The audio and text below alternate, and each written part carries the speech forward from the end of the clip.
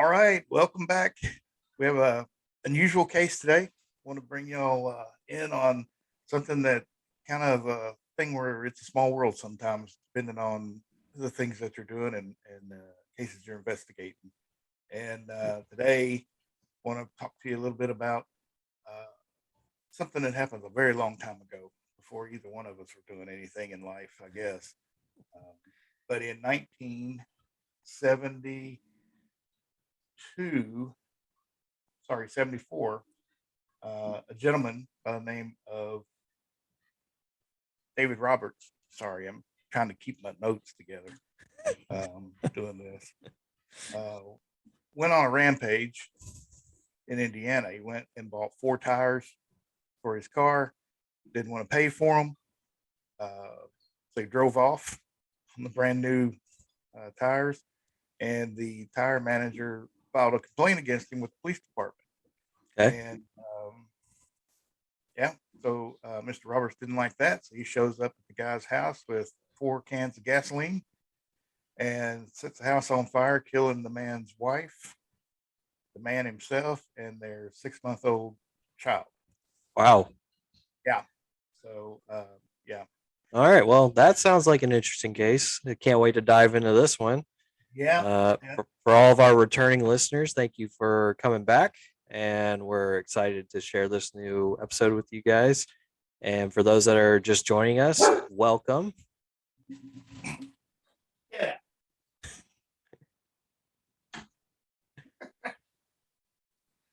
We can't have none of commentary. Oh, Welcome back. And we are just happy to have you guys. And we got doors opening in the background. and Well, let's just roll right into it.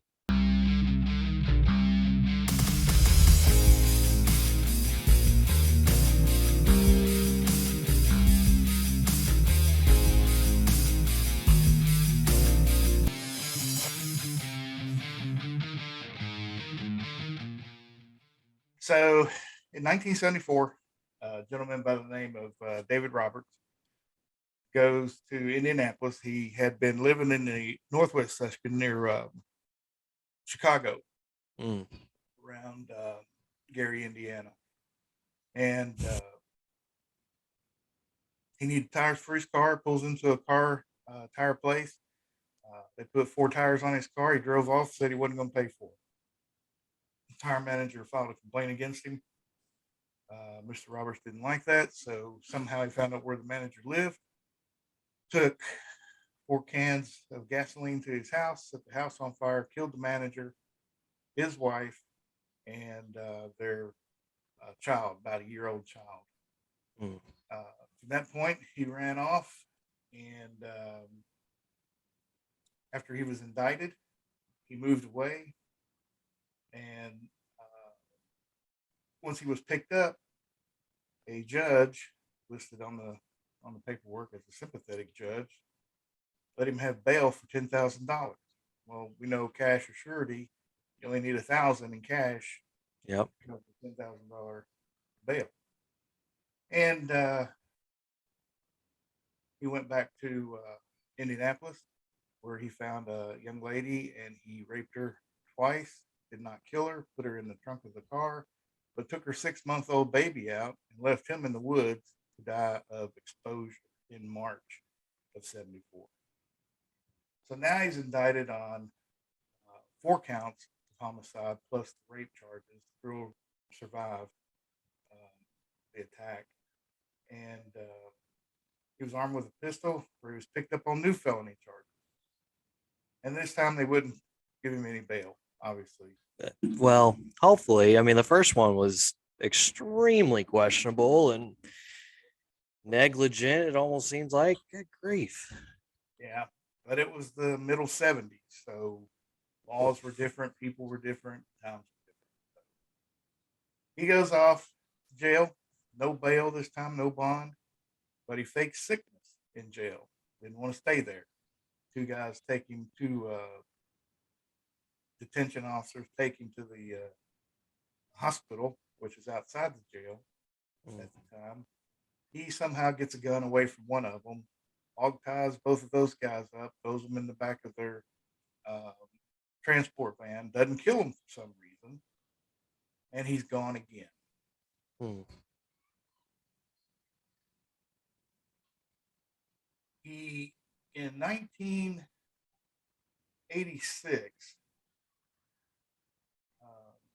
when he escaped, this time they issued the federal warrants for him, which would be a nationwide manhunt. And in 1987, um,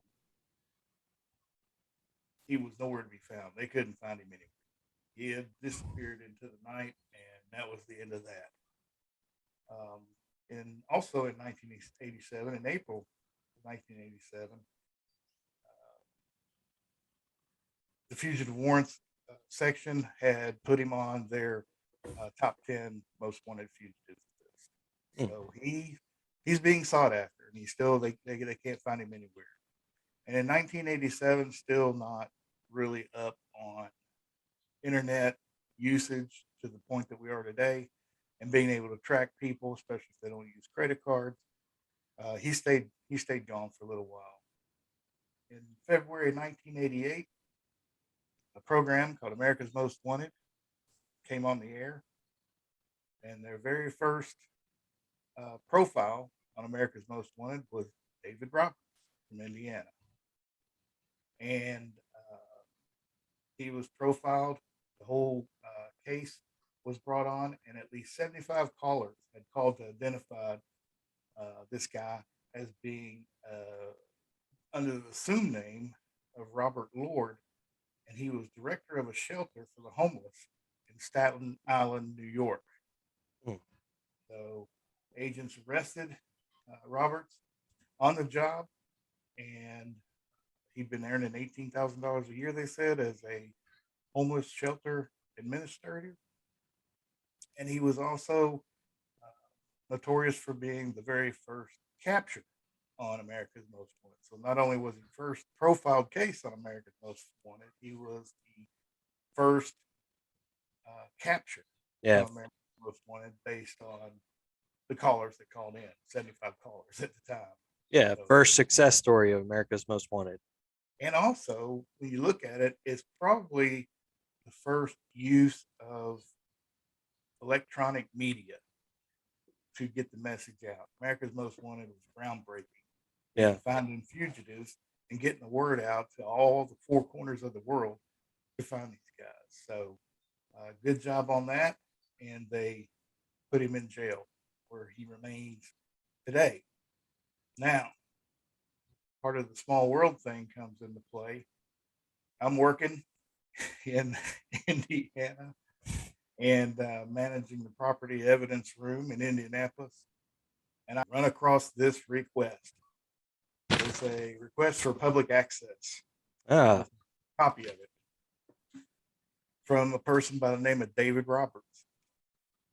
Okay. David Roberts was writing me as the property room supervisor at the time, requesting any and all property in relation, past and present, stemming from the murder, kidnapping, rape case arrest of David Roberts in November 1974.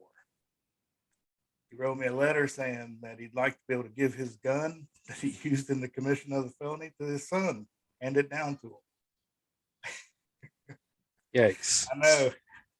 Normally, I get a letter like this, and I'm like, I have to research it and go through all the steps and take it to the chief. Somebody hired than me is going to sign off on this. I'm not signing off on it. But when I looked this up, and the first thing that came up in the computer was this extremely violent homicide with extremely horrible consequences. This was too good to be true. I knew the answer was going to be no. So, Well, yeah. Some states have laws that say weapons used in the commission of a homicide. Some of them go as far as other areas. Some don't have any requirements at all. But in this state, any weapon used in the commission of a homicide is never, ever destroyed or released. It is kept forever. And there are some really old guns in that law. oh, I bet. I bet. Man, that's pretty interesting. Yeah, pretty crazy how it all shakes out.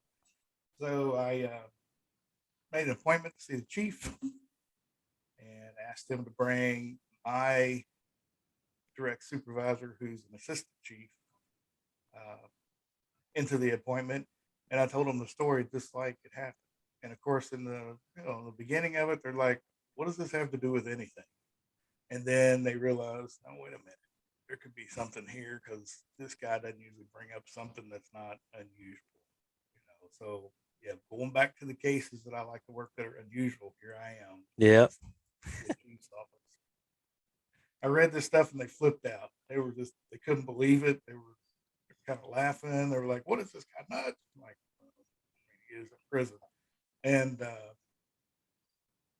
the gall, to ask for something like that. You want the gun back that all these horrific crimes were used to commit with, and you want to give that to your kid?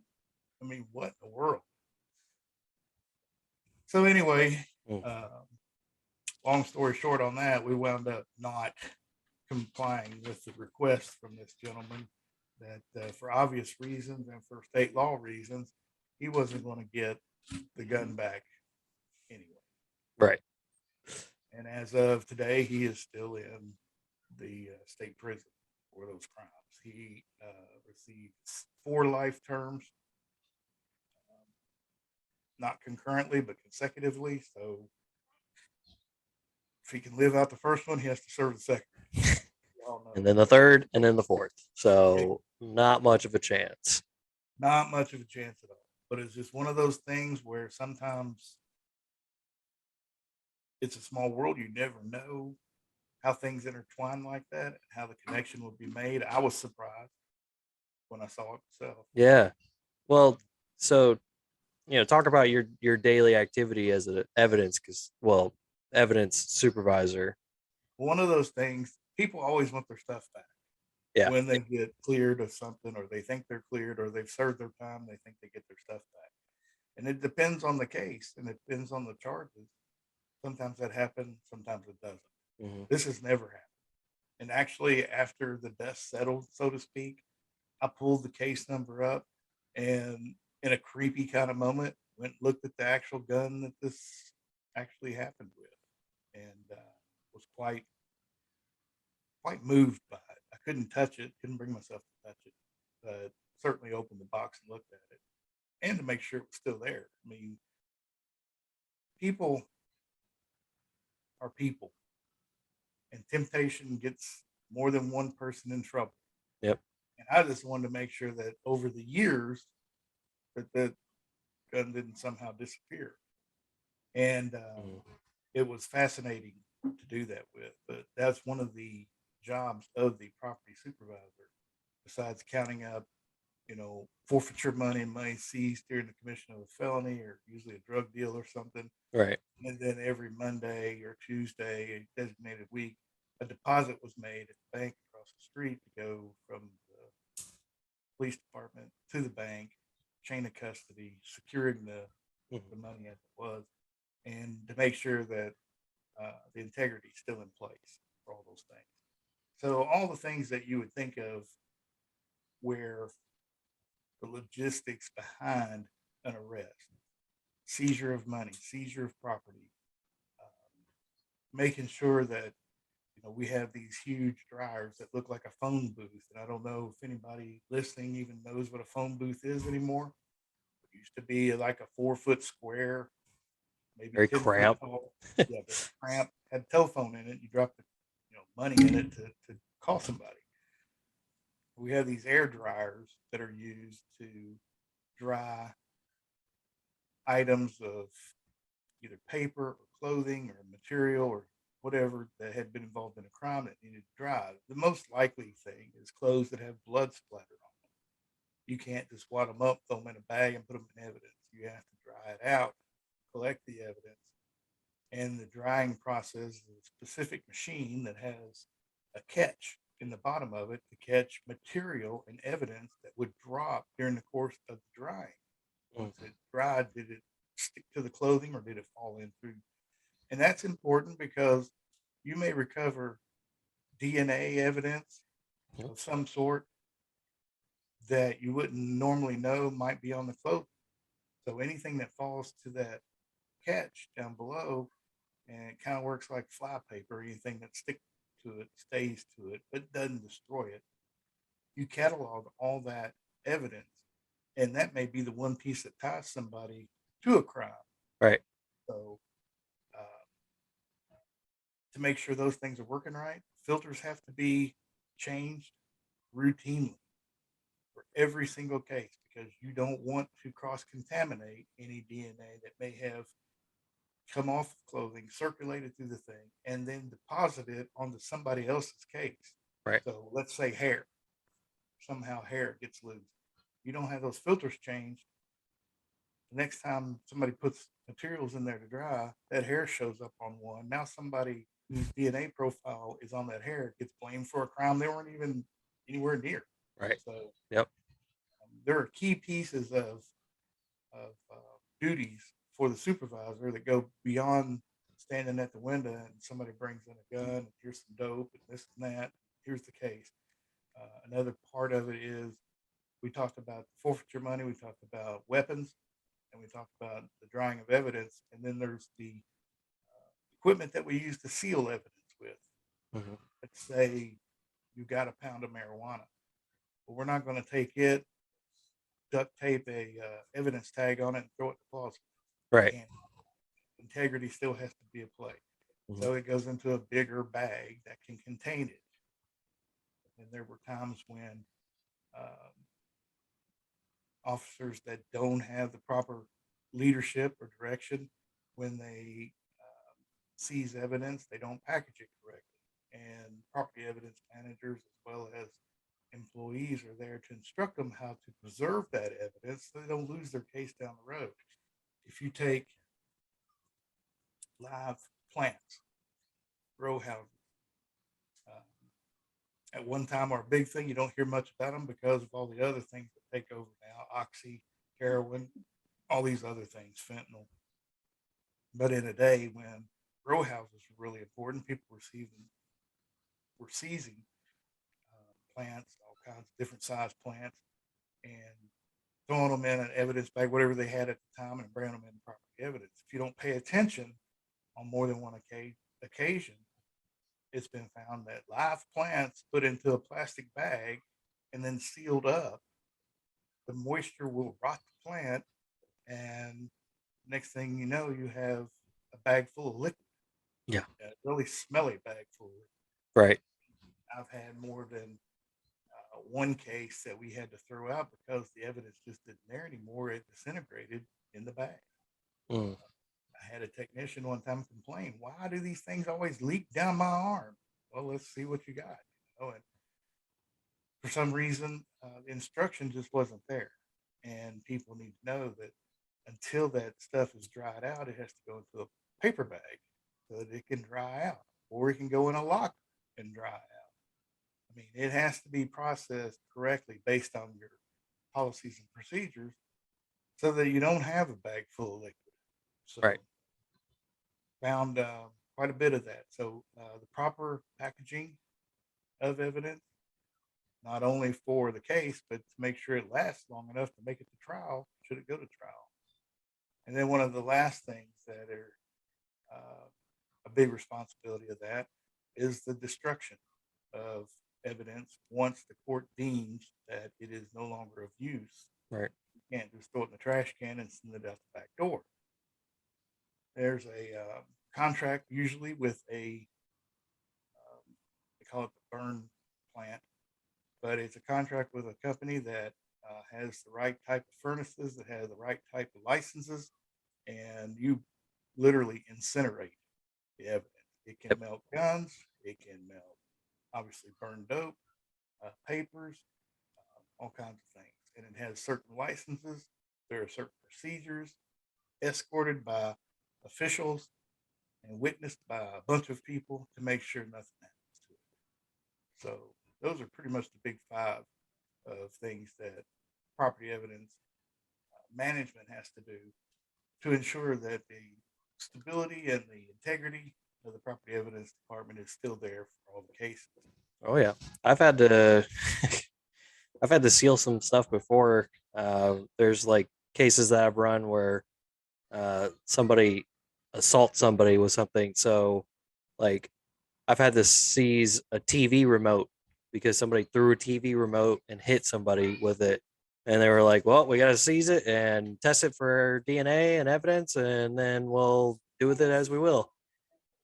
And we, the guy that owned the remote, he didn't want it back because he was like, I don't care anymore. Yeah. So then we were like, well, we got to destroy it. So we just destroyed it, and that was it. Well, it's pretty crazy the kind of stuff that you do see. Which, also you have to make sure that your equipment that you have can protect that integrity on that evidence. One of the things that I did, and I did this because when I got the assignment to evaluate and audit the department's evidentiary procedures, one of the things I wanted to know is where are you losing your cases? Right. What problems are you having in court? What are you getting tossed for challenges? And for a long time, they had people that would say, that place is crooked. These dudes are stealing dope. Every time we go to file a case and send over our evidence for discovery, the bag's open. Somebody's been in the bag, so now the evidence is compromised. And I'm like, good grief, man, this is a rough one because, you kind of have to tread lightly until you figure out what your footing is and where you're going with it. Yeah. And so the first thing I looked at was the most, in my mind, logical place for failure. And that was, let's look at the equipment that we're using. What kind of bags are we using? Well, they're a heavy 14 mil bag. And I'm like, okay, that seems strong enough. All the ends seem to be secure. They're double sealed. And the top where you seal it once you put the evidence down in it. How are we doing that? Oh, we have a heat press Yep. that seals it up when you press it down. I'm like, okay, let's go try it. We tried it. It has a dial on it to kind of adjust it based on the bag because if you turn it too hot, you could seal right through the bag, and next thing you know, you compromise that bag. It won't stay. Yep. Won't Done stay that sealed. before. So a heat seal machine. And then I looked at the bags that we're using and the specific mill, which is how thick the plastic is on it. And I looked at the machine and it says a different mill. Even on the gauge, it doesn't go as high as the plastic we were sealing. So at the time, they were sealing bags with a heat machine that wouldn't get hot enough to seal it correctly. Plus, it would only seal, like I said, a thin line. Like if you had something you overdid, like you take a Ziploc baggie in there and try to seal it, it's going to cut right through it. Yeah. So we had a machine that was only good up to a certain mill and wouldn't seal the thickness of bags that we had, and therefore they were coming undone when they were on their way to court. No wonder their cases were getting thrown out. So the accusation that the cops are dirty and that they were taking the dope from it, it didn't make sense when they're saying, all right, we're looking at 3 pencils in a bag that we're using for a different case. And the bag's not sealed anymore. Well, what cop wants to steal a pencil? It just didn't make sense. So I looked at the equipment and we bought the correct heat sealing equipment. And instead of having a singular punch line, it had a dual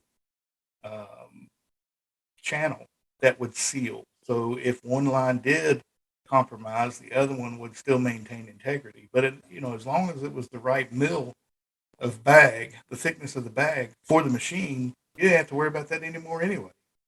So immediately we're in good shape again, and turned out really well. But that was, maintaining the equipment is a huge thing because now you're testing equipment, you're securing and preserving equipment. If it's not working right, you jeopardize the value of the evidence. Oh yeah. So, And the value of the evidence is important because it can be used obviously to prove things, but also disprove things. So mhm. it's a huge role being the evidence custodian or the evidence supervisor. So that's important. Did your boy Mr. Roberts did he send like a rebuttal or anything, or did he just accept it? I think you just accepted it. The rebuttal that comes from our legal department pretty much lays it out in a outline type form. Thank you for contacting us and appreciate your forthcoming. However, due to state law, and it lists the state law, Yeah. due to this, we can't do that. So it outlines it pretty well. There's no recourse for anything going forward. I mean, this thing's so absurd. It was just a request by him. It wasn't even done by his attorney, so it's not like it was even going to go through the formal process. Yeah, the attorney probably would have just been laughed at him and just been like, "No, I'm not doing Yeah, that." and he probably told him, said, "Look, you can file it if you want to. I'm not signing my name to it because they're just not going to do it." And Right. then he's probably thinking, "Well, it doesn't hurt to try." Yeah. Well, yeah, What's that's the what worst it they can say? No. Exactly. Yeah, So, yeah. man, And they got the worst. well, that's pretty cool. It's cool that you have a connection to such a high profile case, and Yeah. man, that's wild.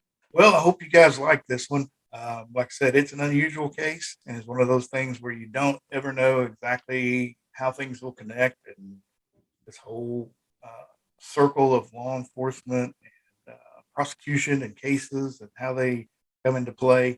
Uh, it's just one of those odd ones that just kind of struck me, and immediately I wanted the chief to know, and like, it's pretty cool. So hopefully you liked it, and if we have another one like that again, we'll be sure to bring it up. Yeah, I mean, it's you just never know what you're going to work on. You never know what kind of case you're going to pick up that day, or what kind of work you're going to do for a case that has already happened. Mm-hmm. It really is just a mystery.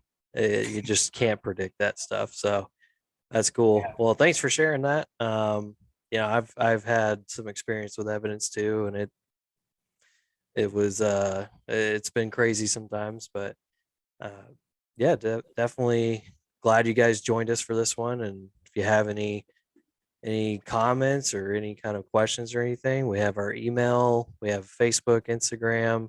You can send us a message through there, or you can comment on our post or whatever. Just if you have something, just reach out. Let us know. Yep, absolutely. Welcome all that join us, and you're more than welcome to comment anytime. Yeah, Happy to hear from you. for sure. All right. Well, until next time. All right. We'll see you, man.